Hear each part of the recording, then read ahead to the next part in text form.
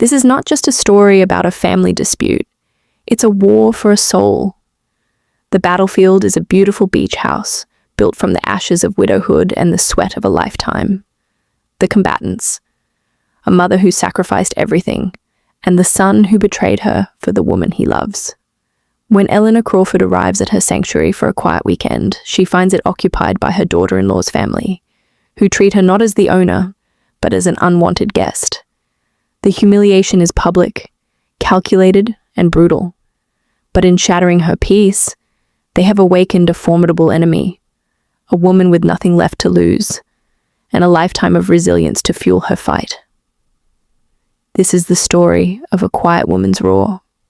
The sound of my own keys in the lock used to be a promise of peace. But that Friday morning, the familiar click was drowned out by a sound that slapped me across the face. My daughter-in-law Megan's voice, sharp and venomous, screaming from the terrace. "Why is that old parasite here? We have no room for you." The words echoed through my beach house, each one a shard of glass tearing at the fabric of my memories. I stood frozen at the entrance, my keys a cold, trembling weight in my hand. My sanctuary, my refuge for 20 years, had been violated. The air, usually scented with salt, and the faint perfume of my red geraniums, was thick with the smell of burnt food and loud, thumping music. My eyes scanned the devastation. My driveway was clogged with 3 unfamiliar cars. On my meticulously manicured lawn, the one I mowed myself every single weekend, children I didn't know were using my prized geranium pots as goalposts for a soccer game. Empty beer cans glittered amongst the trampled grass like mocking trophies. My beautiful wicker chairs, chosen with so much love, were buried under a mountain of wet towels and dirty clothes. My home, my heart, looked like the aftermath of a frat party. And then I saw her, Megan, planted in the main doorway of my house as if she were its queen. She was wearing my favorite apron, the one I'd embroidered with my own hands a decade ago, each stitch a memory of a quieter time. Her eyes held that familiar Arctic coldness she reserved for me when she thought no one was watching. I found a voice I barely recognized, thin and strained from the constriction in my chest. "Megan, I didn't know you were here. This is my house. I've been coming here every holiday weekend for 20 years. Her laugh was a cruel, dismissive thing, designed to make me feel small and insignificant. "Oh, please," she scoffed. "Robert told me we could use the house as long as we wanted. Besides, we're actually doing something productive here. You just come to sit alone and complain." More people materialized behind her, a wall of hostile strangers. Her sister, Veronica, with her sullen teenagers. Her grey-haired mother, whose gaze swept over me with pure disdain. An older man in a garish Hawaiian shirt. A young woman nursing a baby. Another man smoking casually on my balcony, as if it were his birthright. They all stared, their faces a unified mask of annoyance, as if my presence was the terrible inconvenience. Megan's mother took a step forward, her eyes raking over my simple travel clothes. "So, this is the famous mother-in-law you're always talking about?" she asked Megan, her tone dripping with mockery. "I thought she'd be more imposing. She looks pretty ordinary to me." The malicious snickers from the group felt like needles piercing my skin. Here I was, 70 years old, being judged and found wanting by strangers on my own property. "Where's Robert?" I asked, my heart beginning to hammer a frantic rhythm against my ribs. "My son. He had to be here. He would explain this misunderstanding. He would make it right." "Robert is working, as always," Megan replied, crossing her arms over my apron. "Unlike you, he has real responsibilities." She took a step closer, her voice dropping into a venomous whisper meant just for me, yet loud enough for all to hear. "Look, Eleanor, there's no room for you here. The bedrooms are all taken. The kitchen is being used to feed my family. Frankly, your presence will only create unnecessary tension." The world seemed to slow, the noise fading to a dull roar in my ears. She wasn't just being rude, she was formally, publicly evicting me from my own home. The home I had built brick by brick after the love of my life was gone. The home I paid for with decades of dawn to midnight work. My fingers bleeding on a sewing machine to create wedding dresses and curtains for other people's happy endings. "This house is mine, Megan," I managed, though my voice sounded frighteningly weak. "I have the documents. I pay all the bills. "Oh, that's enough," she interrupted, her voice rising to a shrill crescendo. "Always the same song. It's mine, I pay for it. Robert is your son, isn't he? What's yours is his, and what's his is mine. That's how normal families work." The children had stopped their game. Every single person was watching me, a silent, judgmental jury. The humiliation was a physical heat, burning my cheeks. But deep within the wreckage of my heart, something stirred. Something old and stubborn and fierce refused to break. It refused to give them the satisfaction of my tears. One of the teenagers, Megan's niece, sauntered over with an insolent smirk. "Yeah, why don't you just go to a hotel? My aunt's right. There's no room for anyone else here." I looked from her young, cruel face to Megan's triumphant glare, and I smiled. It was a smile that came from a place so deep and wounded it felt alien on my face, and I knew it didn't reach my eyes. "It's fine, dear," I said, my voice suddenly, strangely calm. "I understand the situation perfectly." Megan's smile was a victory flag. The others relaxed, their postures shifting as if they'd just witnessed a rightful ruler quell a rebellion. They had no idea that they had just lit a fuse on a powder keg of quiet fury. As I turned and walked away from my own home with slow, deliberate steps, my mind didn't go numb. It traveled back 20 years to when this very spot was nothing but a vacant lot choked with weeds and wild, desperate dreams. I was 50 then, a freshly widowed seamstress with a 25-year-old son. The world was a terrifying, empty place. And so, I made a decision. I would build a refuge. I remembered that August morning, arriving here in my work boots, my savings book clutched in my hand. The architect had looked at me, a widow, with polite skepticism. "Mrs. Crawford, this is going to cost at least $45,000, he'd said, not unkindly. "Are you sure you can manage such an expense?" I placed my bank book on his desk. Inside was the exact amount, saved one single hard-earned dollar at a time. Wedding dresses for blushing brides, uniforms for other women's children, alterations for parties I would never attend. Every stitch was a brick. Every dollar was a nail. Robert had been with me that first day the construction crew arrived. His eyes, so like his father's, shone with a mixture of awe and excitement. "Mom," he'd whispered, "are we really going to have a beach house?" "We're not just going to have it, son," I'd told him, my hand on his shoulder. "We're going to build it with our own hands." And we did. For 2 years, every weekend, I was here. I carried sand, painted walls, planted every tree and shrub in this garden with these 2 hands. Robert was by my side when he could be, his strength bolstering mine. We chose the kitchen tiles together, the creamy color for the walls, the perfect placement of every window to capture the sea breeze. The day it was finished, he hugged me right here on this deck. "Mum," he said, his voice thick with emotion, "you're the strongest woman I know. Someday, when I have a family, I'll tell them how my mother built this paradise with nothing but love and hard work." How had that boy become the man who would allow this? How had the son who knew the price of every brick become a silent partner in its theft? The house was never just a structure. It was my independence made manifest. It was proof that a woman alone could not only survive, but thrive. It was where I came to remember who Eleanor Crawford was, before life whittled me down to just Robert's mom. Every object held a story. The dining table was paid for with the extra money from 3 months of First Communion dresses. I sewed the living room curtains myself with sale fabric. The set of pots in the kitchen, now likely stained and abused, cost me $200 I saved by not buying a single new item of clothing for an entire year. The most painful cut was remembering Megan in those early years, the grateful daughter-in-law. "Oh, Mother Crawford, what a beautiful house. You must be so proud." She'd helped me cook, her laughter mixing with mine. She'd brought me flowers from the market. When did it change? When did her eyes start to hold that calculating coldness? Was it when Robert's career took off? When they bought their big city house and she started to see the widowed seamstress as an embarrassment, a charity case? The signs were all there, but I, the fool, had chosen to see only the best in her. Her comments about my age. You should rest more. Her suggestions about my clothes. You should let Robert buy you something nicer. Her hints about the house. It's such a waste for it to be empty. Now I saw it with devastating clarity.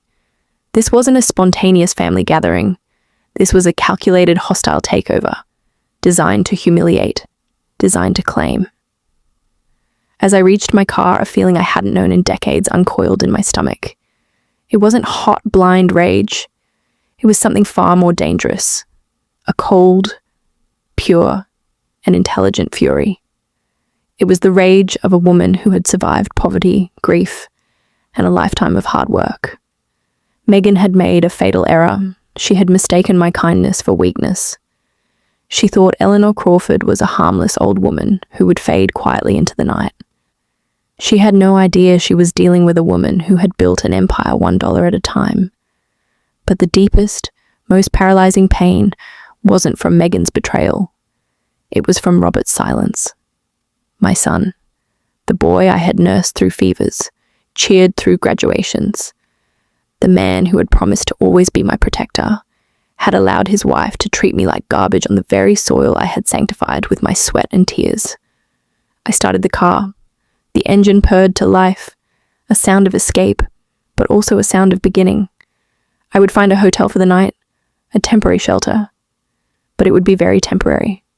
Because Megan Dyson had just declared a war she had no idea how to fight, and I was a battle-hardened veteran. The Golden Sands Hotel cost me $85 a night, money I hadn't budgeted for, money that represented a week's groceries, because I was supposed to be sleeping in my own bed, in my own home. But there I was, a tourist in my own life, checking into a sterile room while invaders celebrated in my sanctuary. Sleep was a traitor that night. Every time I closed my eyes, I was met with Megan's arrogant smile, the echo of her cruel laugh, the searing heat of public humiliation. But by 6 a.m., fueled by bitter coffee and a simmering resolve, I had a plan. I would return. I would be calm, reasonable. Perhaps it had all been a terrible misunderstanding, a stress-induced fracture in our family. Perhaps Robert would be there, his face etched with apology, ready to make things right. The hope was a fragile, foolish thing, but I clung to it. At 8 a.m., I stood before my own front door, locked. I had to ring the doorbell of my own house, a supplicant on my own doorstep. Veronica answered, swaddled in a robe that wasn't hers, her face a mask of annoyance. "What do you want now?" she spat, forgoing any pretense of a greeting. "Good morning," I said, my voice layered with a dignity I did not feel. "I've come for some of my personal things, and I need to speak with Megan." "Megan's sleeping, and your things aren't here anymore," she said with a dismissive wave. "We packed them up. They're in the garage so they wouldn't be in the way." The words hit me with the force of a physical blow. My things. In bags. In the garage. It felt like a knife twisting deep in my chest. "What do you mean my things are in bags? This is my house, Veronica. Everything in it is mine." "Look, lady," she sighed, as if explaining something to a slow child. "I don't want any drama. Megan explained the whole situation. Robert gave her permission. You two had an arrangement. I don't know why you're here stirring up trouble." She reluctantly let me in, and I stepped across the threshold feeling like a ghost in my own life. The air was different, thick with the smell of strange spices, stale cigarettes, and cheap perfume. My living room was a camp of inflatable mattresses and strewn clothing. The furniture I had cherished was stained, displaced, violated, but it was the kitchen that truly shattered the remains of my composure. My beautiful kitchen, designed with so much love for future family meals, was a war zone.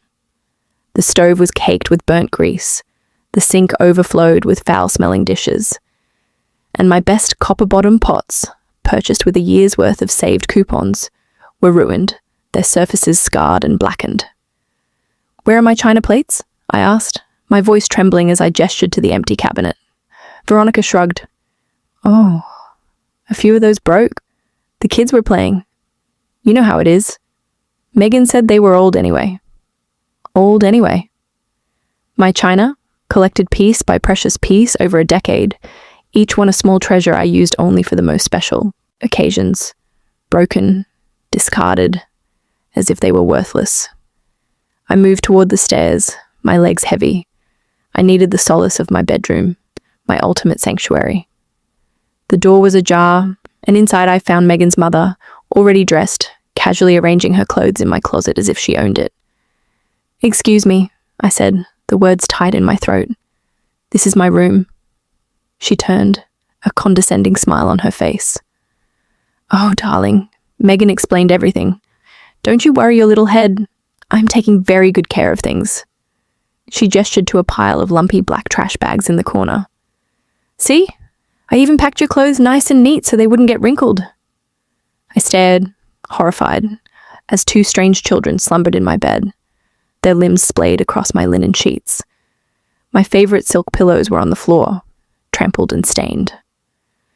Ma'am, I said, my voice hardening into something unfamiliar. I need you to get those children out of my bed now. Your bed? She let out a short, ugly laugh. Oh, honey. Megan was very clear. You won't be using this room anymore. The children need a comfortable place to sleep. It was a nightmare. In my own home, I was the intruder.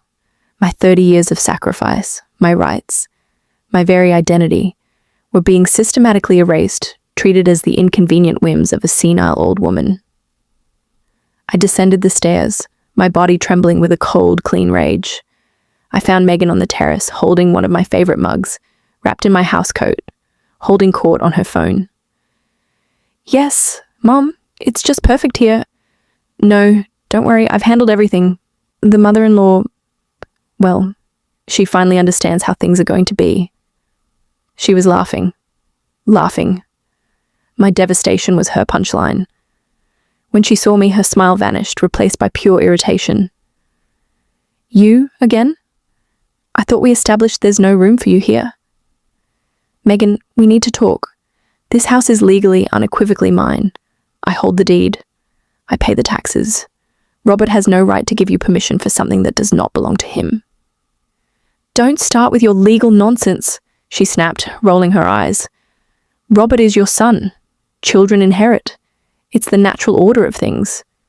Besides, she gestured around her, we're taking better care of this place than you ever did. Look at it.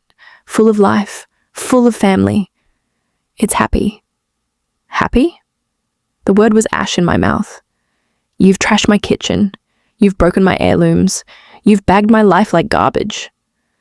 Well, you have a lot of old junk that's not even useful, she retorted, her eyes flashing. Consider it a favor. We did you a favor. The audacity was breathtaking. She had invaded, destroyed, and humiliated, and she believed herself to be my benefactor. Where is Robert? I asked, one last desperate time. I told you he's working, but he's completely on board. In fact, it was his idea. He said it was time this house was used for something productive instead of sitting here, waiting for your occasional pity visits. The lie was so profound, so malicious, it felt like a physical rupture in my soul. I knew my son. I knew the boy I had raised. He would never say those words. But then, where was he? Why was his silence so deafening? Megan, I said, my voice dropping to a low, dangerous register I didn't recognize. You have until tomorrow to get your entire family out of my house. This ends now. She laughed that horrible, hollow laugh again. Or what? You'll call the police? You'll sue your own son? Don't be pathetic, Eleanor. You can't do anything. We're family. In that moment, she was right about one thing. We were family. But she had forgotten a primal rule, one that transcends even blood. Wolves protect the pack. And she had just savaged the oldest wolf of them all. I offered her a small, icy smile. You're right, Megan. We are family. And you're about to learn exactly what that means. That afternoon, I returned under the guise of having forgotten vital medication in my bathroom cabinet. Megan, preoccupied with orchestrating a barbecue on my deck with her parasitic clan, let me in with a dismissive wave. Alone in my upstairs bathroom, I took the opportunity to truly assess the damage. It was worse than I feared. My bedroom wasn't just occupied, it was defiled. My vanity was scratched, my drawers filled with their soiled laundry. My pristine white bathtub was stained with black hair dye. My hand-embroidered towels soiled and discarded on the floor. But the true catalyst for my war was hidden in my secret closet. Tucked behind the main wardrobe, it was a small, private space for my most important documents and sentimental valuables. A place no one else knew existed. It had been discovered, violated. My papers were strewn about. The jewelry I inherited from my mother. Gone. The property titles were crumpled as if handled with violent disregard. And there, amidst the chaos, were papers that did not belong to me. Legal documents bearing Robert and Megan's names. My hands trembled as I picked them up. It was a petition for a property transfer. They were attempting to move the house into Robert's name, claiming that I, due to my advanced age and deteriorating mental state, was no longer capable of managing my assets. Deteriorating mental state. Me. The woman who had balanced her own books for half a century. The woman who had built a fortune from thread and determination. They wanted to have me declared mentally incompetent to steal my house. And at the bottom of the pile, a real estate appraisal. My home valued at $300,000, and a handwritten note in Megan's looping script. With this, we get the penthouse and private school. Just need R to sign. And for the old lady not to make a fuss. The old lady. That's all I was to them. A nuisance to be managed, a life to be dismantled for their convenience. I gathered the damning papers, my evidence of betrayal. This was no simple family squabble. This was a premeditated, cold-hearted robbery, orchestrated by my own flesh and blood. As I left, I paused at my bedroom window. Below, on my terrace, the celebration continued. Veronica was taking selfies, posing in my hammock, in my kitchen, uploading them to social media with captions that stole the breath from my lungs. Family vacation at our new beach house. And so blessed with this little piece of paradise, our new house. The theft wasn't just planned for the future. It was already happening in their minds, in their digital lives. They were erasing me in real time. I took out my phone and began to document it all. The mess, the damage, the stolen moments. If this was to be a war, I would enter the battlefield armed with truth. Descending the stairs, I heard Megan on the phone again, her voice bold and unguarded. No, Mom. The lawyer says it's simple. As an only child, Robert can claim early inheritance due to incapacity. Yes, the fake medical papers are done. We paid that doctor from the walk-in clinic to sign off on her dementia. Robert was squeamish, but I told him it's for the kid's future. The air left my lungs. Fake medical papers, a corrupt paid-off doctor, a diagnosis of senile dementia, fabricated for $50. And my son, my Robert. Squeamish, but complicit. I walked out of my house, the ghost of their conversation haunting me. Lies, fraud, corruption. They had brought every dirty weapon to this fight, but they had made their fatal miscalculation.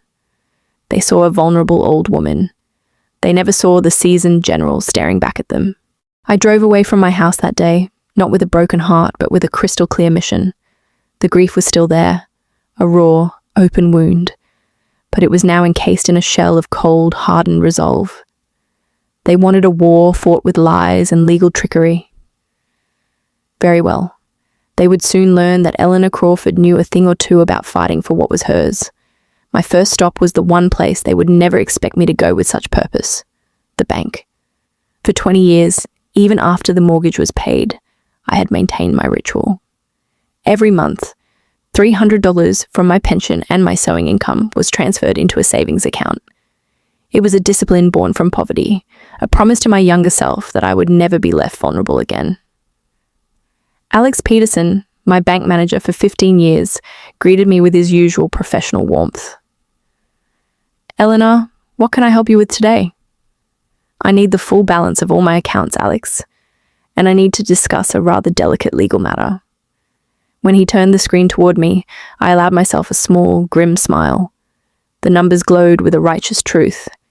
$87,000 in savings, $23,000 in certificates of deposit, $12,000 in checking, $122,000. Megan had miscalculated. She saw a simple old woman living on a meager pension. She never saw the shrewd financial general who had been fortifying her defenses for a lifetime. "Mr. Peterson," I said, my voice steady, "I need you to freeze my accounts against any access attempts by third parties. And I need an official letter from this institution affirming my mental capacity to manage my own finances." His face grew serious. "That's a serious request, Eleanor. Is there a problem?"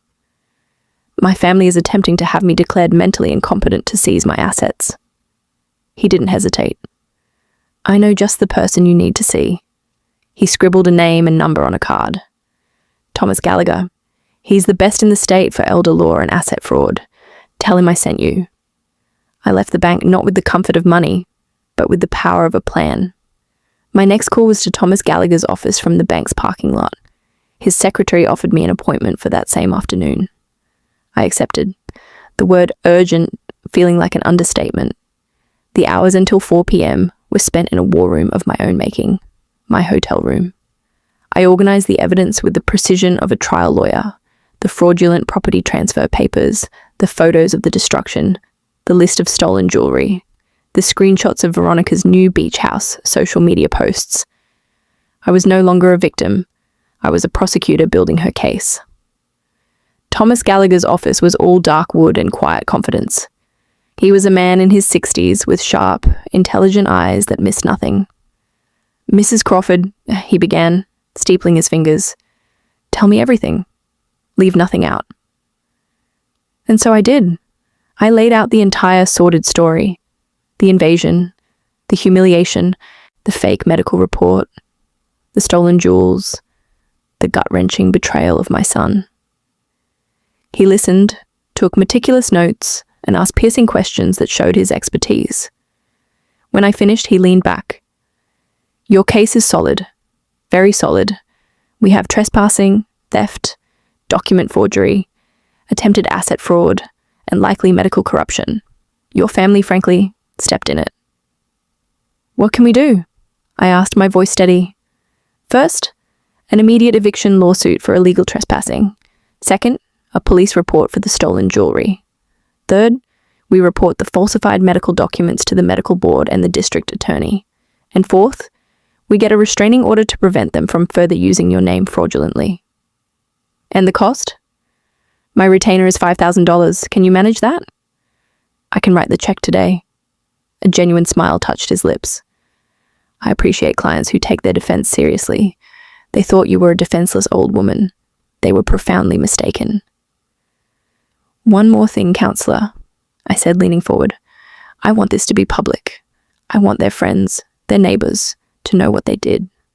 I want the social cost of their betrayal to be as high as the legal cost." "Court records are public," he replied, a glint in his eye, "and the local media always has an appetite for a scandalous family feud." I left his office feeling the first true sense of peace I'd had in days. The weaponry had been chosen. The battle plan was drawn. Eleanor Crawford was officially on the counter-offensive. If you're finding strength in Eleanor's resolve, if you're invested in seeing justice served, please let us know with a like or a comment. Your support fuels this story. The next morning, at 8 a.m. sharp, the cavalry arrived at my house. Thomas Gallagher, a uniformed police officer, and a public notary pulled into the driveway just as I arrived in a taxi, dressed in my most formidable grey suit. Megan's family was lounging over breakfast on my terrace when the official vehicles parked. I saw the colour drain from her face as she recognized the police cruiser. "Good morning," Thomas announced, his voice cutting through the morning air like a blade. "I'm attorney Thomas Gallagher, representing Mrs. Eleanor Crawford, the legal owner of this property. We are here to serve an immediate eviction order for illegal trespassing." Megan scrambled forward. "What is this?" "This is my husband's house. We have a right to be here." The police officer stepped forward. "Ma'am, do you have any documentation proving legal tenancy or ownership?" "My husband is the owner's son. He gave us permission. And where is your husband now? He's at work. Thomas produced the documents. I have the original deed in Mrs. Crawford's name, the property tax receipts she has paid for the last 5 years, and this court-ordered eviction notice. You have 2 hours to vacate the premises. The scene unfolded like a play of perfect public justice. Megan's mother began to cry. Veronica started recording until the officer confiscated her phone. The children, confused and crying, were herded inside. And then Robert arrived. He skidded into the driveway, his face a mask of panic. What's going on here? Mum? Your wife and her family are being evicted for trespassing, Thomas stated coolly. And you, Mr. Crawford, are being named as an accomplice in a case of attempted asset fraud. The blood left Robert's face. Asset fraud? I didn't say a word. I simply handed him the property transfer papers I had found in my closet. His hands shook as he took them. Mom, I can explain. Explain what, Robert? My voice was quiet, but it silenced everyone. Explain how you were going to sign these papers to steal my house. Explain the fake medical report you planned to use to have me declared insane. That wasn't me. That was Megan, he blurted out, desperate. But you knew. I let the silence hang, heavy and damning. You knew, and you were going to let it happen. You were going to let them destroy me. The facade of the successful son, the family man, crumbled to dust right there in my driveway. Under the gaze of the law, his wife, and his humiliated mother, he had nothing left. Thomas handed him the final documents. Mr. Crawford, this is your official citation. You have 3 days to appear in court to answer charges of complicity in attempted asset fraud against a senior citizen. Your signature is on the request for your mother's mental incapacity. You are legally responsible. But she's my mother. She can't do this. The law makes no exceptions for kinship when it comes to fraud, the officer stated flatly. A crime is a crime. I watched as my son, the boy I had built a paradise for, finally understood the cost of his betrayal. The 2 hours that followed were a beautiful, chaotic symphony of their undoing. A frantic, shame-filled scramble to pack their things and flee the home they had tried to steal. As the last car disappeared down the road, I stood on my reclaimed terrace, the keys to my house cold and solid in my hand. The first battle was won, but the war for my family's soul was far from over. The final, most painful confrontation was yet to come. Don't forget to subscribe to make sure you don't miss the powerful conclusion. Silence. For the first time in a week, true silence. It wasn't empty. It was profound. It was the sound of my own soul breathing again. I stood on my reclaimed terrace, the sea air cleansing the last psychic traces of their invasion. But the battle for the house was over. The war for my son's soul was just beginning. I hired a cleaning crew for $700. They scrubbed, they polished, they purged. The strange smells were banished, the stains erased, the furniture returned to its rightful place. The physical scars were healing. The ones on my heart, however, were a different matter. A week later, Thomas Gallagher called. Eleanor, we have a resolution. My hand tightened on the phone. Tell me. The doctor who signed the fake report has been suspended. The medical board found a pattern of this corruption. As for Robert and Megan, they've accepted a plea deal. A plea deal. The words felt sterile, legal, so unlike the raw, human betrayal they represented. No jail time, he continued, but they will each pay a $12,500 fine, perform 200 hours of community service, and be on probation for 2 years. They will have a criminal record, permanently. I let out a breath I didn't realize I was holding. No bars would cage them, but the stain on their reputations, their futures, would be its own prison. And the cost? I asked, already knowing the answer. Between their defense lawyers and the fines, it cost them over $50,000 to try to steal your house. $50,000. The number hung in the air, a monument to their stupidity and greed. They had sacrificed more money than they could have ever gained, all for a plan built on sand and avarice. The true justice, however, was not in the court's verdict. It was in the quiet, crumbling aftermath. The first crack came from an unexpected source. Veronica. She called me, her voice thick with tears she hadn't shed during the eviction. "Eleanor, please," she begged. "You have to stop this. Megan is falling apart. Robert's spent over $15,000 already. He could lose his job if this gets out." "And what does that have to do with me?" I asked, my voice calm as the sea outside my window. "But you got your house back. You won. Why keep punishing us?" I looked out at the horizon, where the sky met the water in an unbreakable line. Getting my house back doesn't give me back my son. It doesn't unsay the words "old parasite." It doesn't erase the image of my life packed into garbage bags. You don't get to set a fire and then complain about the heat. The next day, Megan herself appeared at my door. She was alone, stripped of her army and her arrogance. In her hands was a small bag, and in her eyes was the hollowed-out look of utter defeat. "Eleanor," she whispered, her voice ragged, "I came to return your things, and to apologize." I let her in. She sat on my sofa, a penitent on the very furniture she had claimed as her own, and laid my treasures on the coffee table, my mother's pearl earrings, my late husband's gold watch, the silver coins. I took them, she admitted, the truth finally wrenched from her.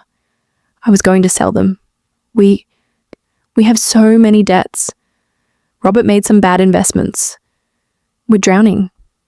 The confession hung in the air, not as a justification, but as a pathetic explanation. "And so you decided to rob me to pay your bills."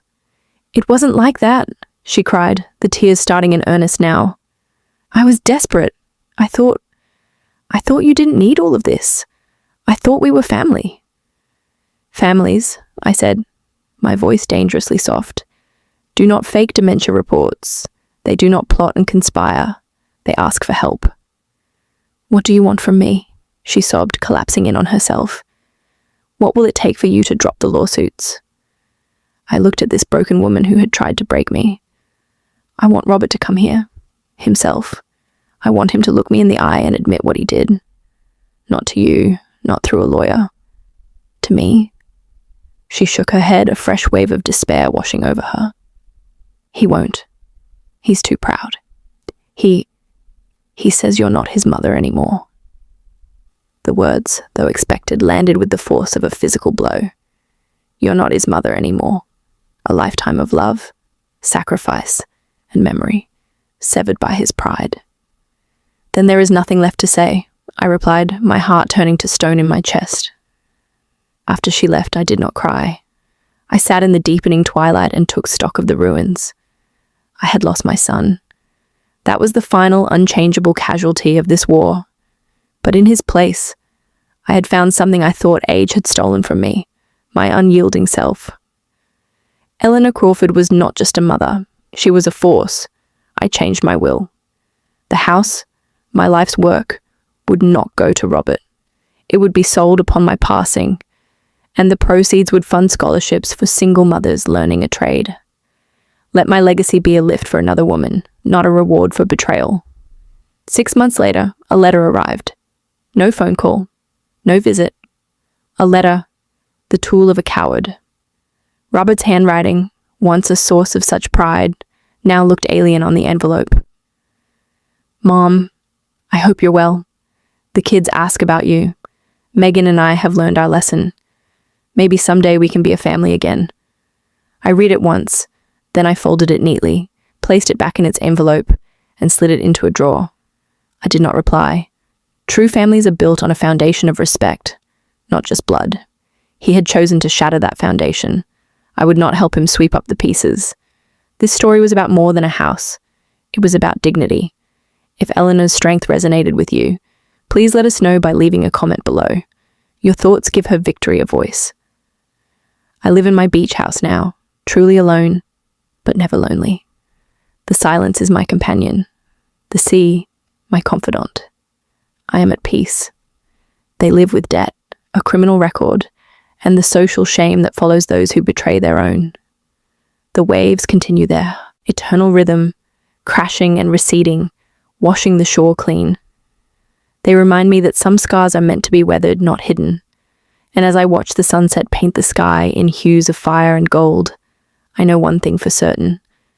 Underestimating an old woman was the most expensive mistake they ever made, and Eleanor Crawford proved that a quiet heart, once awakened, is the most powerful force on earth. If you found strength in this story, help us share it by subscribing for more tales of resilience and truth.